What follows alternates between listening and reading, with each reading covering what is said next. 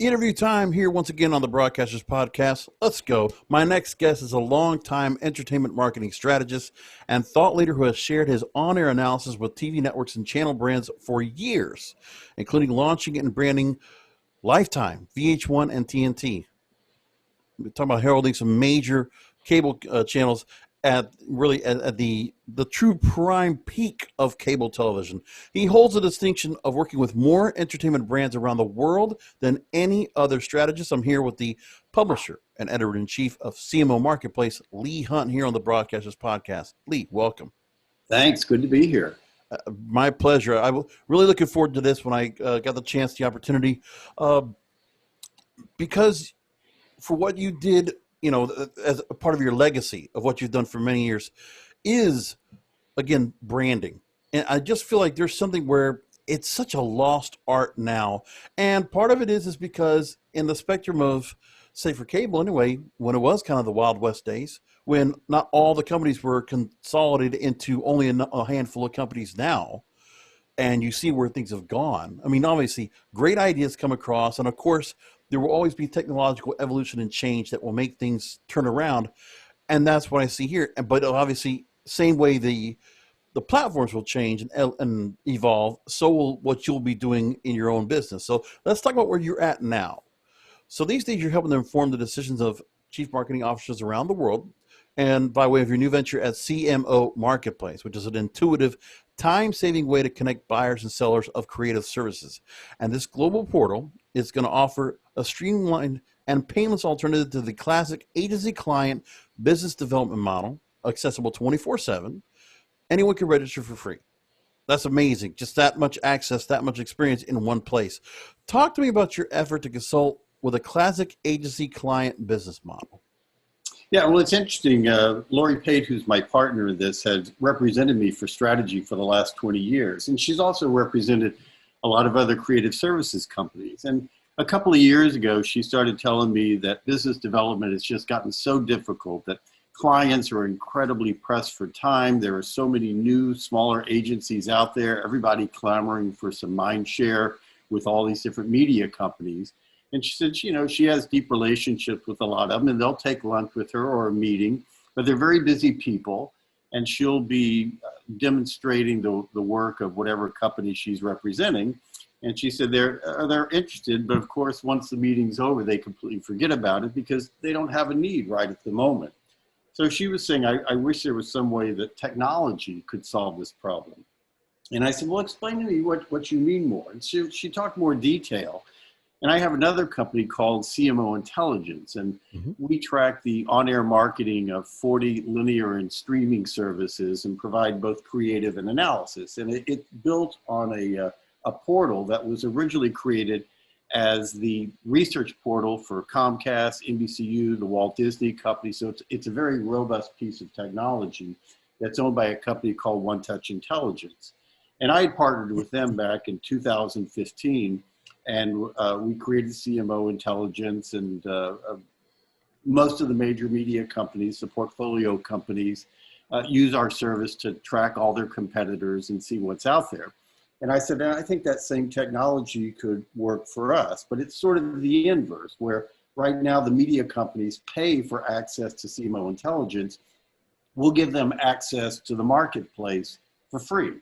And the idea is that agencies pay to have a showroom in the marketplace. And what's so amazing about the portal that we use is it's incredible for filtering. You can break down to the most granular level. So if I'm a marketer and let's say I'm ABC and I'm looking for a new campaign for a new show, I can say, well, I want to find agencies that have an expertise in animation and comedy, and I can break it down all the way to whatever particular idea I've been thinking about for the launch of a new show.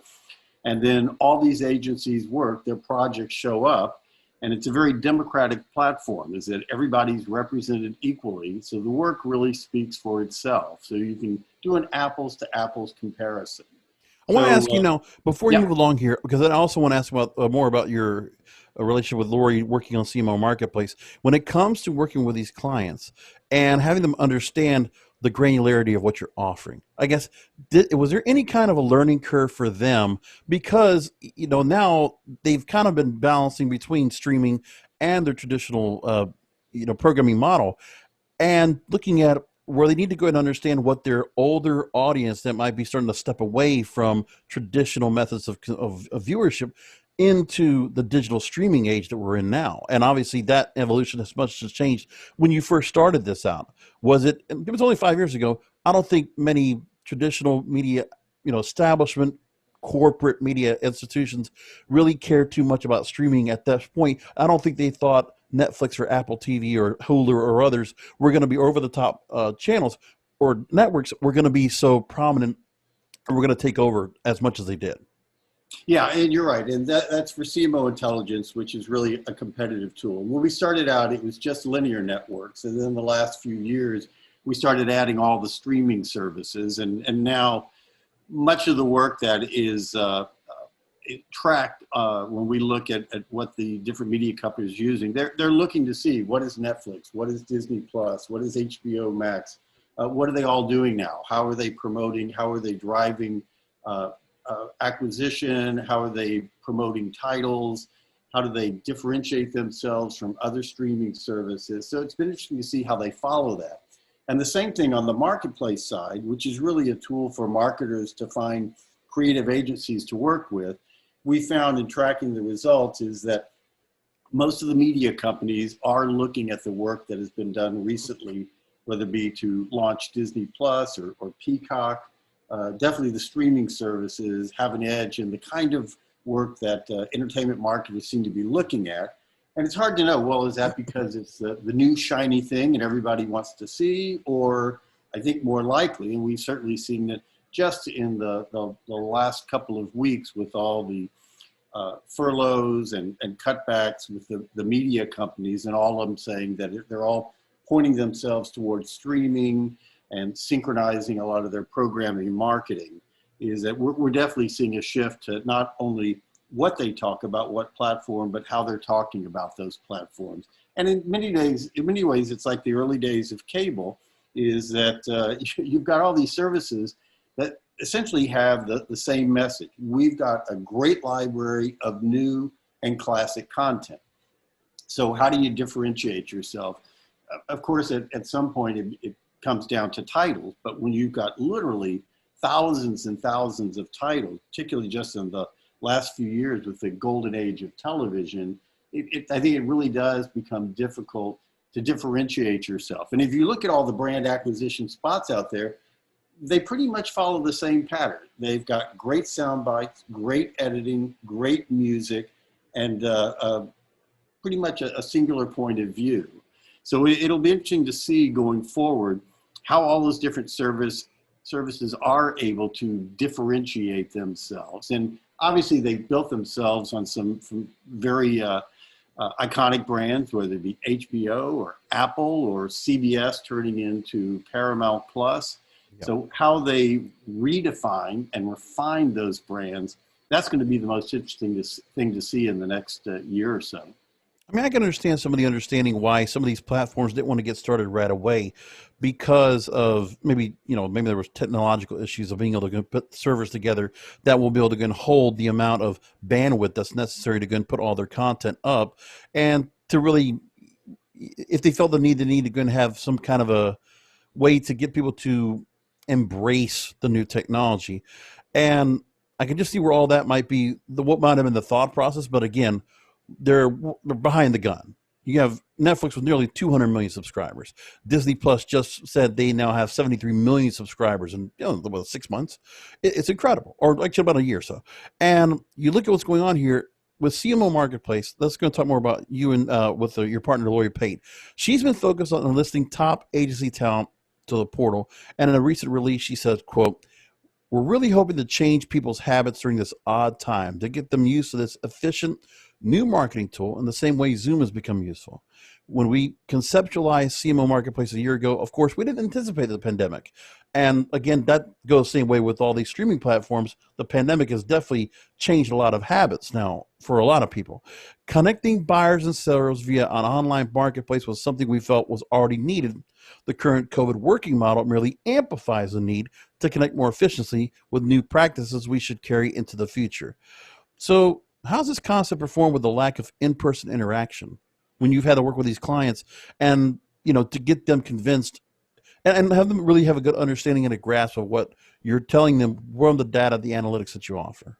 Yeah, well, it really haven't had to convince them at all. Is that using a portal these days is that we do so much online shopping, so the experience is not that much different from whether you're going to Amazon or to any shopping service where you're Mhm. filtering through all these different choices. Except now you're able to choose different forms of creative and different agencies. So it's very intuitive to begin with, is that people understand because they use these tools day in and day out. They may not have used it select vendors before and agencies, but in the same way that people have so easily adapted to video conferencing and Zooming to have meetings, they seem to be moving very easily and very smoothly to the marketplace. Right now, we've got, I think it's more than 150 different media companies have registered, and we've got about 25 agencies up there, and we're adding more pretty much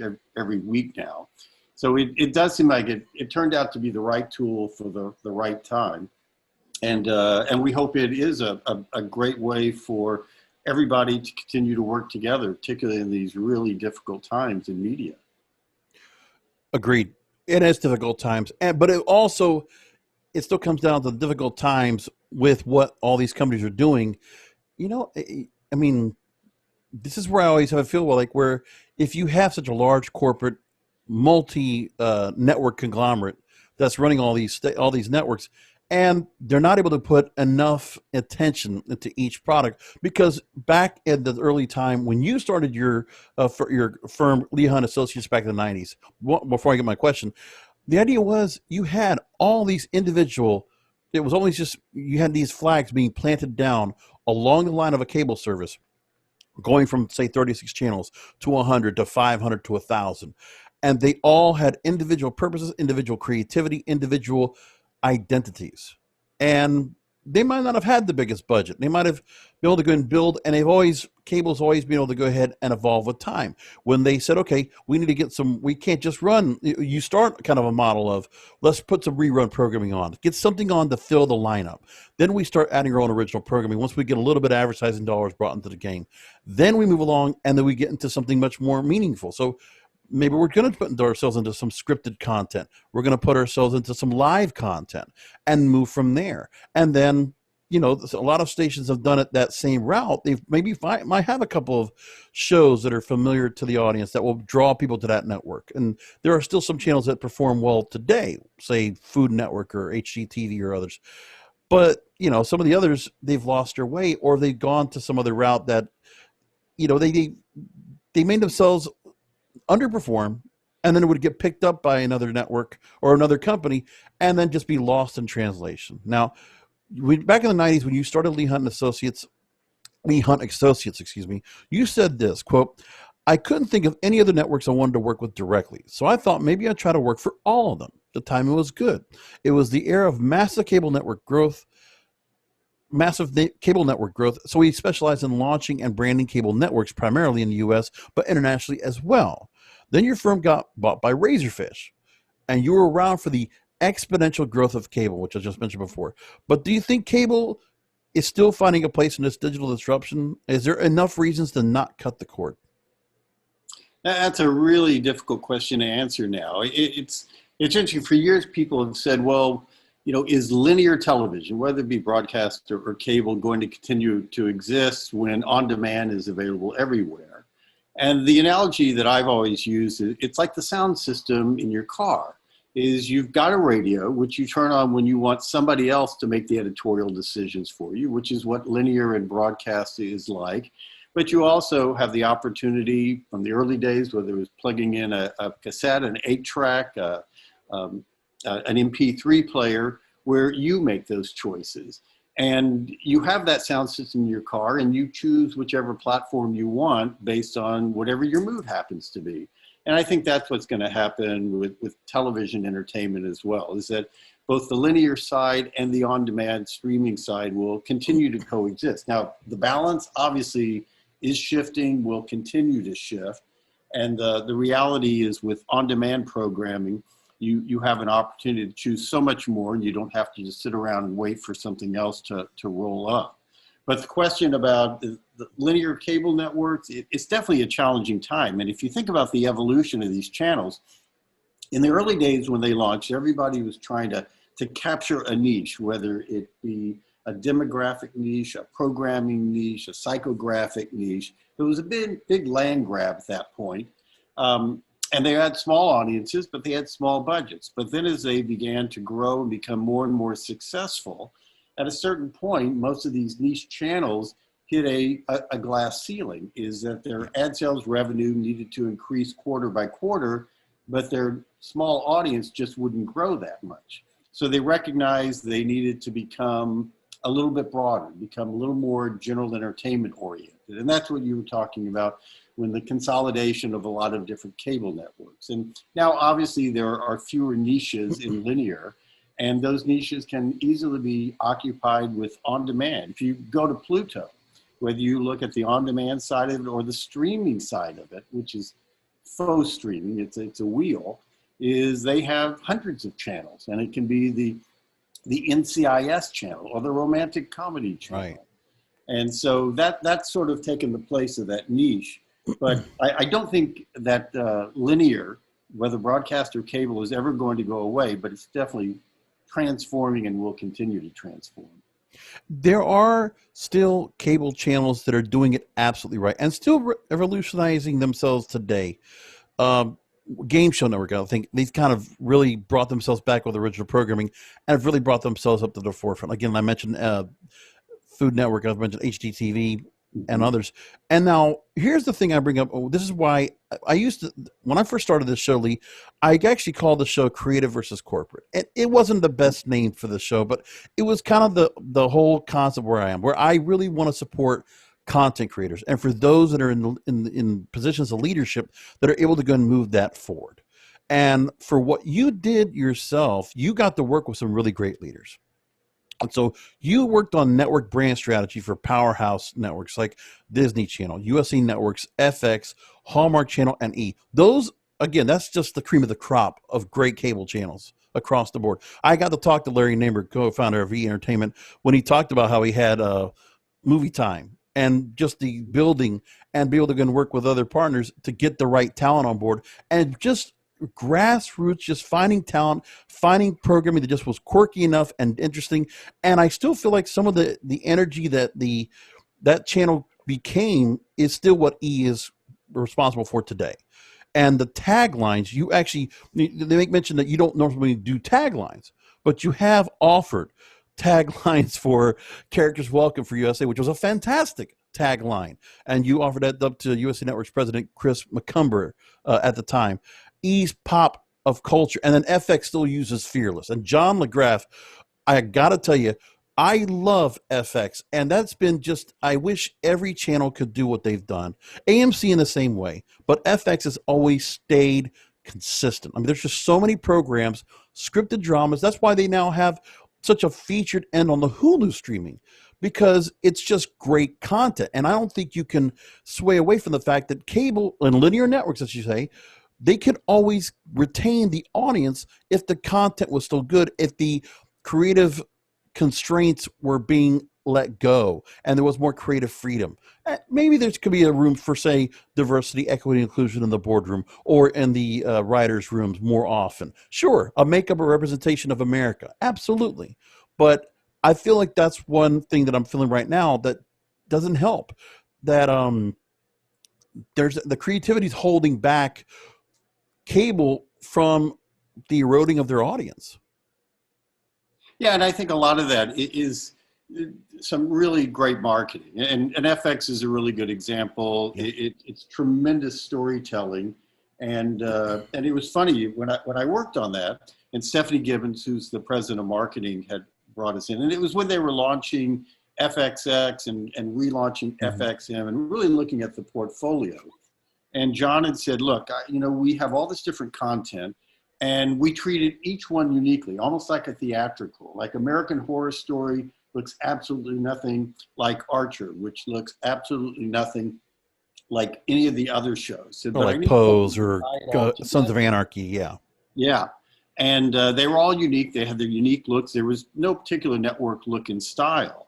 So what they were really looking for was a mantra to tie it all together. And, with anything is that the simplest idea is usually the best. And it's sort of funny that it took a couple of weeks to come around after interviewing John. And I said, look, the one thing that ties everything you do together is that you guys are fearless storytellers. And whether it be comedy, animation, horror, action, that's the one thing that connects it all together. And it was funny. So I told Stephanie, I said, fearless storytelling, that's your positioning. And she went to John and said, this is what we think the answer is. He said, oh, no, definitely not. And she was like, well, why not? He said, I'm not a fearless storyteller. I'm scared shitless all the time. And she said, well, that is not your brand persona, John, and it's not ours either. Right. And the funny thing, because I don't write taglines, because I said, yeah, that's the right positioning. But, and Stephanie said, well, I think we should use fearless as a consumer tagline. And now looking back, it seems so obvious. But at the time I was like, I don't know if that's consumer facing line or not. And then she actually tested it at the upfront. They did these beautiful black and white photographs of their talent. And at the very bottom of the frame was the FX logo, not very big, and just the words fearless in not heavy type, but sort of thin type underneath it, very subtle. And I looked at those like, oh my God, it does work. So, sometimes it's the idea, but often it's the execution of that idea, whether it be on the marketing side or the content side. And that's what we found is that lots of people have great ideas, but there are only a handful that can execute them beautifully. And that's what we've seen in the success stories that you've been talking about. And there's a lot of great programmers out there. I mean, there's others I could name, but I mean, honestly, FX that's just the epitome. I mean, I could roll off so many shows I've watched on that network, and I've enjoyed in the last 2 decades. And honestly, I'm watching Fargo now, the new season. And when I get up to the FX Now app, Fearless pops up right in front when you get that opening part. And it just reminds me, that's what just programming could be like that. And I thank God, that they still have kept to the message, kept to the marketing, and kept to the fearless type of programming. And I wish that would be a fearless idea that all these other companies would do. That is the way they should have. That's the kind of understanding. See, I feel like I don't see a lot of networks promoting a network-wide brand anymore. They want to be identified by programs or a program that viewers will watch regularly. And Over the Top has never taken that approach. So I wonder what you thought caused this omission of branding and tagging. Well, I think part of the challenge of that we've moved more and more into a title-centric way of viewing. And a lot of that comes from on-demand, where you don't have to watch a channel. There are all these different titles, and they're available on lots of different platforms. So the promise of the distribution vehicle gets watered down a little bit. I remember when my daughter was 19, and she was a sophomore at NYU in the film and television program. And she watches a lot of television, but not linear television. Everything is on her laptop. And this was during close to the season finale of Breaking Bad. Mm-hmm. And she came to me one day and said, Dad, do you realize Mad Men, The Walking Dead, and Breaking Bad are all on the same channel? And I said, yeah, they're all on AMC. She said, why isn't that the most famous channel in the world? And it said a lot about where the industry had shifted, is that these title-driven programs were really driving a lot of the viewership, and AMC was following up and catching, but wasn't necessarily leading. And that was sort of that first shift that I think we saw towards people being driven more to accepting titles of content rather than the vehicles that delivered that content. But again, if we say we don't see that on the OTT side. But if you look back at Netflix, in their earliest days of streaming, they had wonderful brand campaigns. Essentially, they positioned themselves as the cultural zeitgeist, is that they were changing the way people watch television, and they accepted it, made it part of their brand, whether they made fun of themselves with spots about binging, which was a concept that they invented, or about spoiler alerts. Or I remember a few years ago, New York Magazine wrote an article they called Netflix adultery, about how partners would watch ahead of their spouse. And Netflix went out and fielded a survey, a research survey, and then put it out on PR.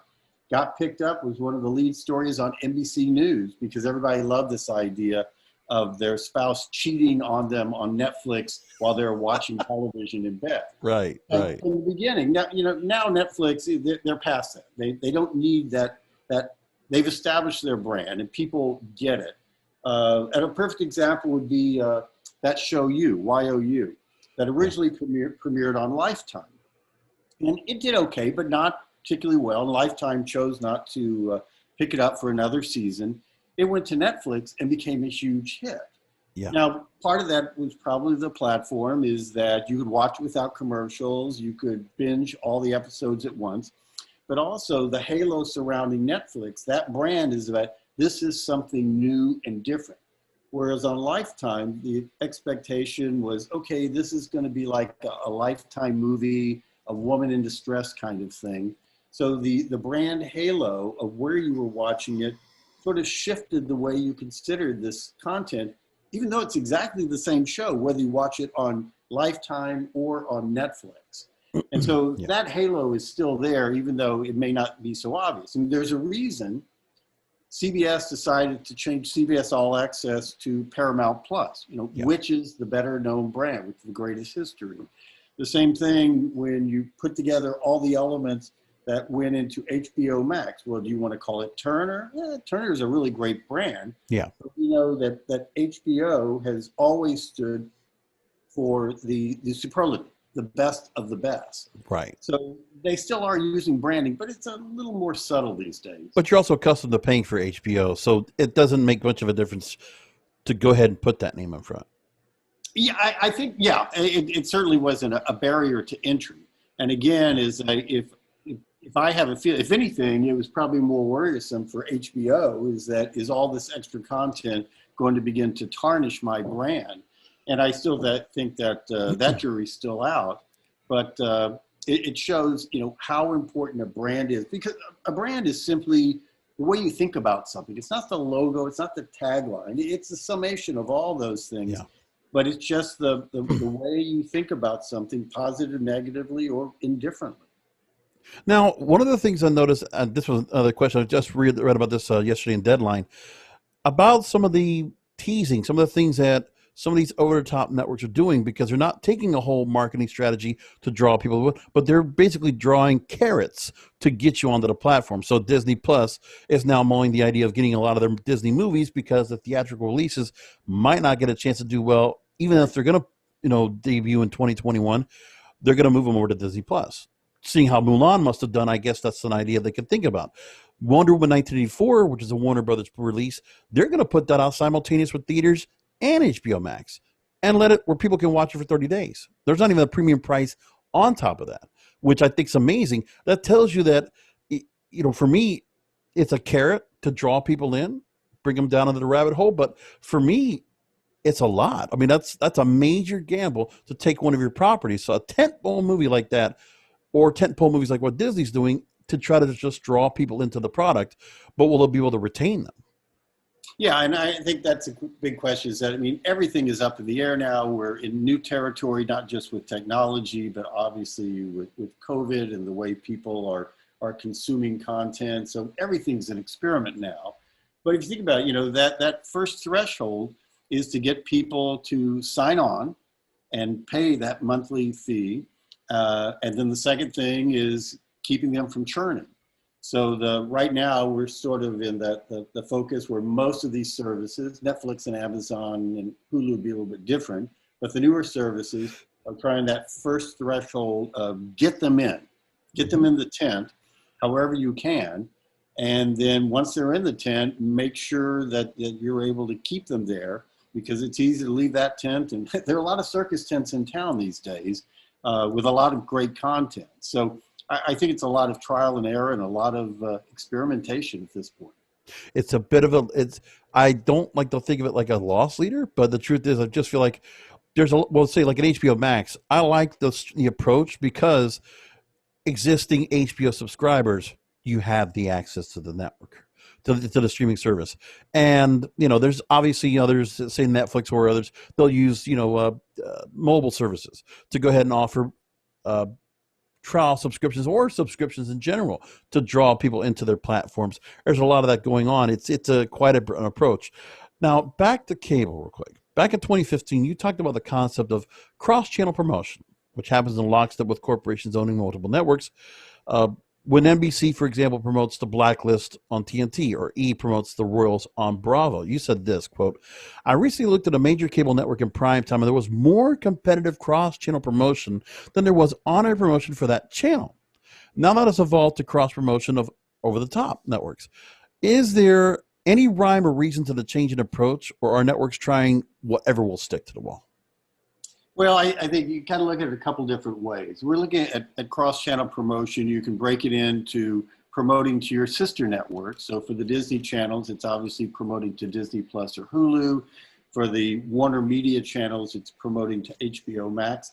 But then it's also ad sales departments accepting competitive buys, which not that long ago was completely unheard of, is that no one would ever sell airtime to one of their competitors.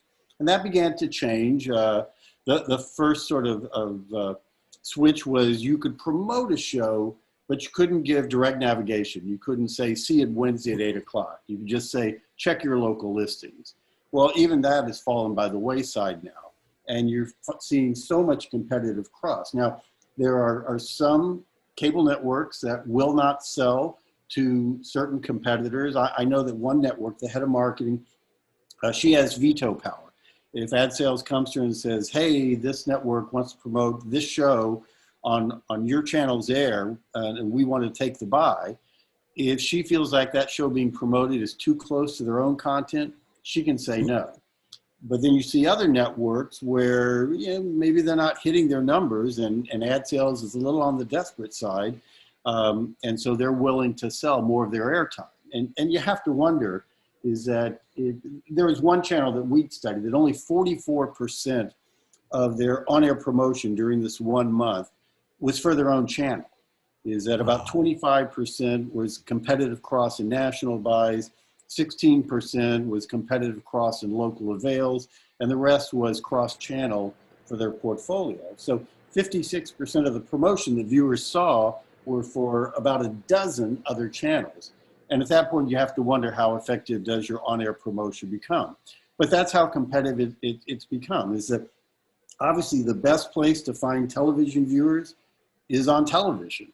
Yeah. And the idea that cross-channel promotion, I mean, there's four things that cross-channel or even cross-platform and on-air promotion can do that television advertising can't. The first is that idea of sampling or experiencing. With a good clip promo, I can try on or sample a show. I can't taste a McDonald's hamburger or try on a pair of Nike shoes, but a good clip or trailer promo allows me to sample that content. The second thing is that we are talking to a predisposed audience. They're already watching television, and we're selling them more television. So it's more likely they're going to listen to that message. And the other side of that, all this promotion, particularly on-air promotion, is cumulative. Television networks are able to talk to their audiences day in, day out, and build that brand over time. And that's beginning to happen more and more with cross-channel. In fact, we did a study last year, is that 34% of FX's primetime promo went to cross-promotion for other Fox assets. This was before the Disney acquisition. And actually, FX was a big part of that. They not only acted as the home of fearless storytelling, they were a pretty good Barker channel for the rest of the Fox family as well. And I think the thinking is that, look, is with cord cutting, the tide is dropping. So we need to try to raise all the boats in our portfolio together. So we're moving away from individual channel strategy to portfolio strategy and bringing them all together. And you're seeing that in the changes for the fact that, let's look at NBC Universal. There used to be individual programming, individual marketing departments for each one of those cable channels. Then they grouped them together. You had USA and Sci-Fi on the East Coast, and you had Oxygen, E, and Bravo on the West Coast. And now that's even changed, and everything, there's one marketing department and one programming department for all of NBCU content distribution. And so it makes sense that we're going to ping people back and forth. And for a lot of these portfolio groups, they're moving to a walled garden approach. Let me go ahead and bring up some stats, because I want to support this actual point you're making right here. Because we talked earlier about layoffs, furloughs, and obviously reorganization. And we've seen a lot of that now just in the last few months of the pandemic. I'm going to give you a couple of points real quick. Warner Media told the Wall Street Journal on October 8th they plan to cut thousands of jobs in order to reduce costs by 20%. NBC Universal started layoffs on August 4th, impacting broadcast networks, movie studios, and theme parks. And they're cutting less than 10% or 10% of its 35,000 person workforce. Creative Artists Agency, CAA, announcing layoffs on July 28th, laying off 90 agents, furloughing 275 assistants, or 20% of its workforce. And ESPN, laying off 6% of its global team, cutting 300 jobs, eliminating 500 positions overall as it reaches its digital inflection point.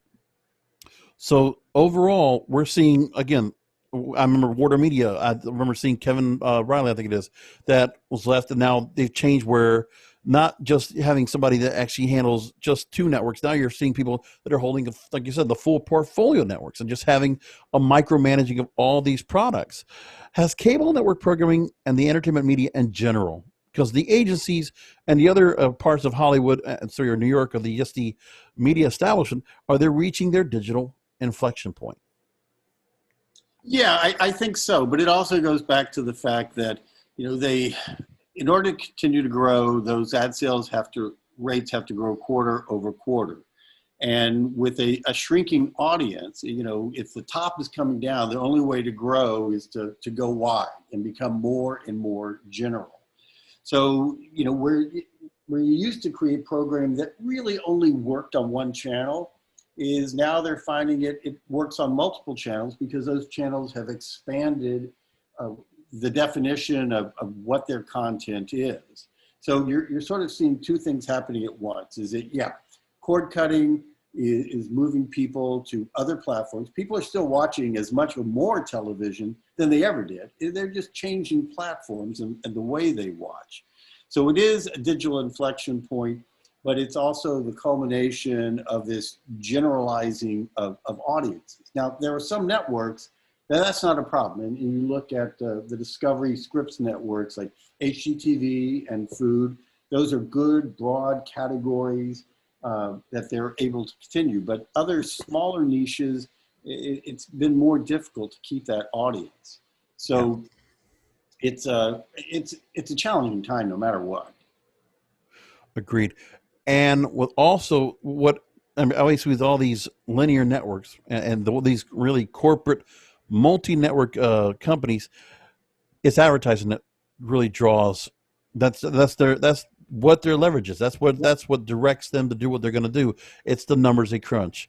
So national TV networks in the month of May witnessed a 23% decline in TV advertising. And sports programming ad revenues went down 66%, according to the Standard Media Index. Now, you've been quoted as saying this, quote, "When ad revenue is down, you said the first thing that gets pulled is on-air promotion, even though that's the most effective and efficient tool we have. When you are pulling your own on-air promotion off the air and selling that time to one of your competitors, that's not a good long-term strategy for the success of your network." So the other thing I think also that doesn't help much is when there is a weaning down of the programming, the advertisement is so much. And obviously there has to be a way to support these channels, but the competition against the over-the channel or the OTT models are taking that away. More people are taking more to the subscription model than sitting through commercials. placement, the presentation, is there a need to rethink traditional ad advertising? Yeah, well, the other thing to remember also with the cable networks, it's a dual revenue stream, and those distribution fees are a significant part of it. Yeah. But what you keep hearing from the MVPDs, and part of it is a negotiating stance, is we really don't care about the video business anymore. The margins were thin to begin with, and now with cord cutting, they're becoming more and more difficult. So as all these cable networks come up to renegotiate their distribution deals, nobody's going to get an increase in fees. Probably most are going to be fighting for what they've got, or even being willing to accept a little bit less. So that puts even more pressure on the ad sales side. And again, when so many of these networks go into make goods, obviously the first thing to go is on-air promotion, and it is that deadly spiral that I often talk about, and we've seen it over the years, is that promotion goes away, ratings drop, more make goods, less promotion, ratings drop, and it's a deadly downward spiral. And that's something they're all going to have to watch out for, is that, on-air promotion is the most effective and efficient marketing tool that they have. Social media is great, but it's never going to replace on-air, letting people sample your product while they're on your product. So that's always going to be a battle that is going to become more heated in the next year or two.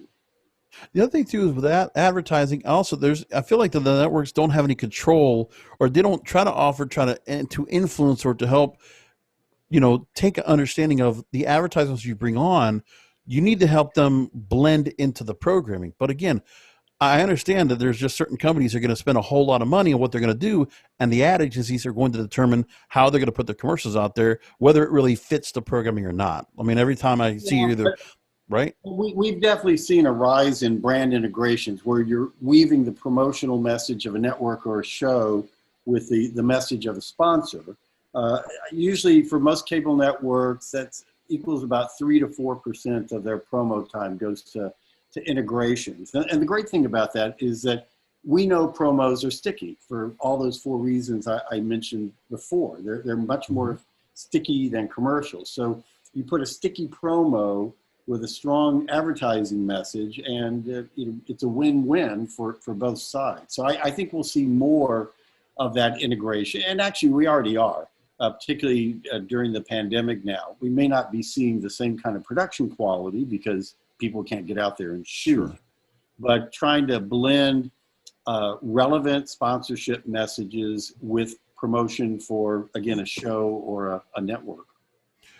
Then also the thing is, too, you have ad bias from certain companies, especially insurance companies and others. Just they hit you over the head with ads over and over and over. Just we're still effective, but then again, the networks will always take that money as much as they can.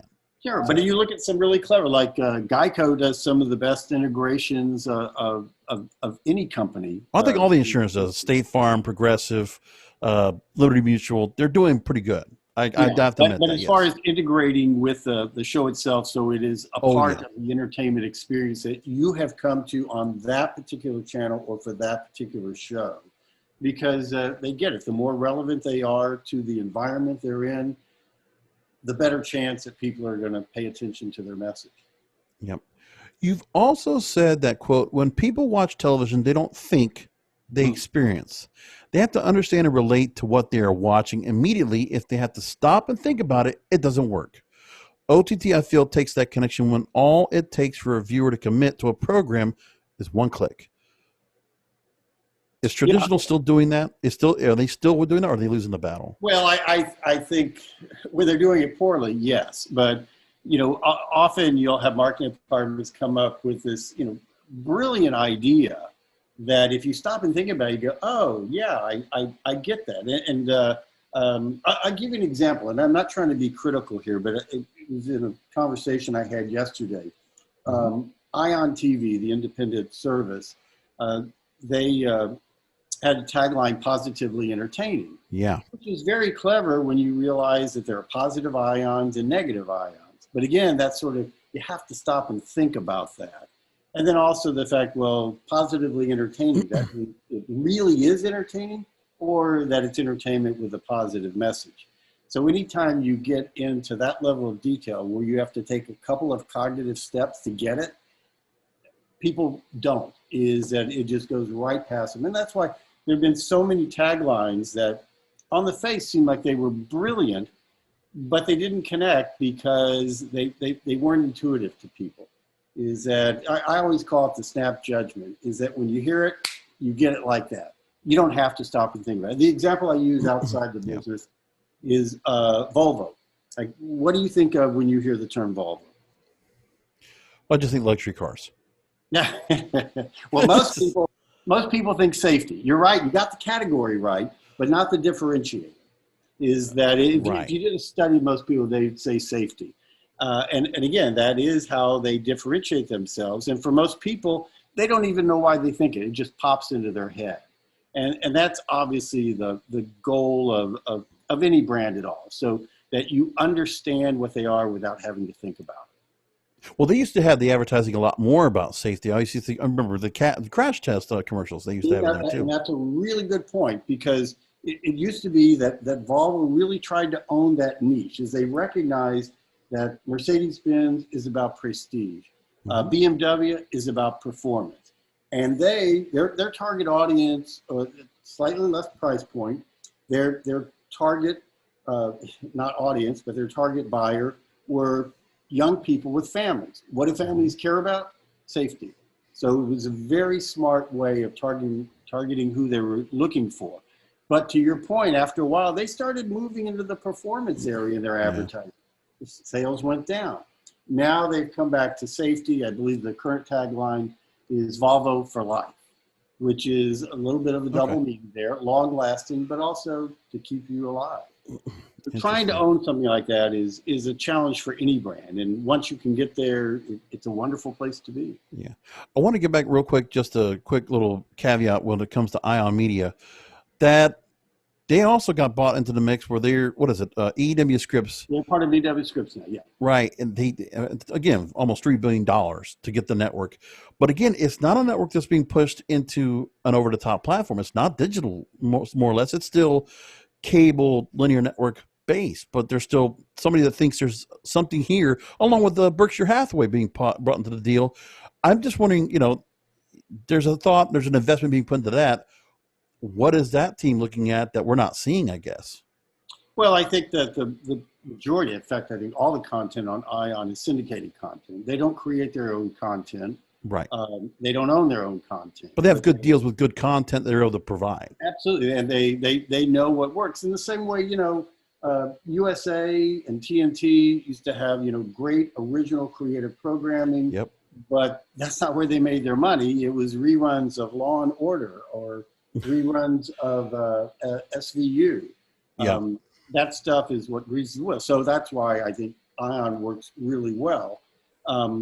And it will be interesting to see how they change. And the other challenge, though, is, and this is particularly true when you're buying content that is available, at a certain point you have Ion position themselves as positively entertaining. Their number one show was Criminal Minds, which is not the most positive programming out there. But, that's the reality of what's available and also what's hitting the numbers. Yeah, it's true. Now, I want to ask you about news. We could have gone into this probably much sooner, but I just think we just wanted to bring it here at this point. You worked early in your career at the Satellite News Channel, which was a joint venture of ABC News and Westinghouse Broadcasting, now part of CBS.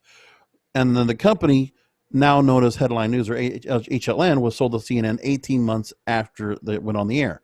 You also worked at NBC News as well for a time. The state of the news media today, without putting any politics into it, we're seeing a division, not just of how people politically are feeling, but I think the way they're consuming media is a definite split now after the election more than ever. And I want to know what your thoughts about, because I think overall the news media, their efforts are more to sensationalize the news without asking who, what, when, where, and why. And that wasn't what it was like when you were working in news. What do you think about the direction that the news media establishment has taken? Well, I think once we moved to 24-hour news, and you saw this on radio initially too, but it really grew in television, is, hey, that's an awful lot of time to fill. Yeah. And so you've got to have stuff that's going to continue to bring in viewers. And that old news statement, if it bleeds, it leads. So you're Yeah. always looking for what's the bloodiest thing I can push this hour. And it's just the nature of competition. And it's sad how factioned it has become and challenging. But it's also interesting is that, people say that true news reporting should be objective. Well, it's never going to be objective. And to be able to have news that different news points of view on different channels is probably a good thing in the long run, is that there is not one voice saying this is the truth. There are competing voices saying, okay, these are all the same facts, hopefully when they are the same facts, but you can look at them in different ways. And over here, me on Channel A, I look at the facts and I interpret it this way, where over on Channel Z, well, I have a slightly different point of view. So in some ways, it's good because, not that there are multiple truths, but there are multiple interpretations of the truth. But So shouldn't we have a delineation between the actual news reporting with the actual, just the nuts and bolts and the opinion? I just wish there was more of a separation and more of a identification of what's being opinionated. If it's a reporter wanting to do that, that's fine, but please make that point that's an opinion. yeah, I mean, it's tough. It's also the nature of language in and of itself is that there are no completely objective phrases. There is nuance and emotion in the way we speak, in the way we choose our words, the way we put those words together into sentences and sentences into paragraphs. And But then also the sensationalization, you got that also from investigative reporting. When you had good, solid investigations, really deep dives into certain things, that's why like a Dateline NBC still does so well. yeah. That idea, that's been taken away, and that's also because of the resources being pulled back. And I think now instead of that, it's being replaced with, well, what did this person say on Twitter, or what did this person say, or what do we find out about this person from a little bit of backtrack, or what they said in a previous video, or what they might have done in the past if they did a little bit of digging.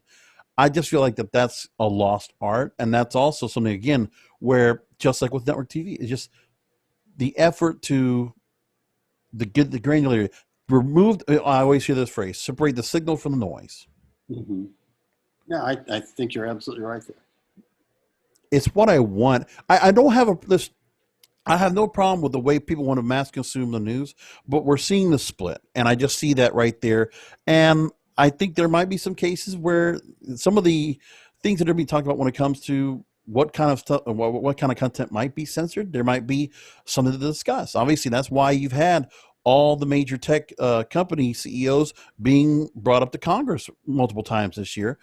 And there's certain things also where other platforms are coming into the news business when that's not what they originally were. They were just meant to be a public village for information. That's also getting compromised as well. And I just feel like, again, we're losing the chance to go ahead and continue this delineation. I want free speech all aboard, but I also want, let's put some labels on things. Let people, be honest with people. Just don't just say what you're going to say without proper context and without being able to say, listen, this is my opinion.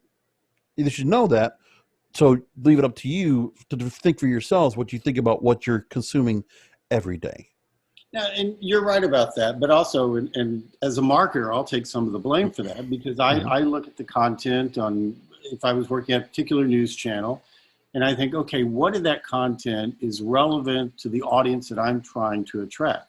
Well, when I find those little nuggets, I'm going to highlight those. And maybe they aren't representative of most of the content, but there are enough spikes in there that when I say this is what we stand for, viewers or users are going to say, yeah, you're right, they do deliver on that. And it does skew the point of view. But again, I'm trying to differentiate myself. If we say, okay, all news should be equal and the same, well, then it's not going to be differentiated. And there's no reason that I should watch Channel A over Channel Z.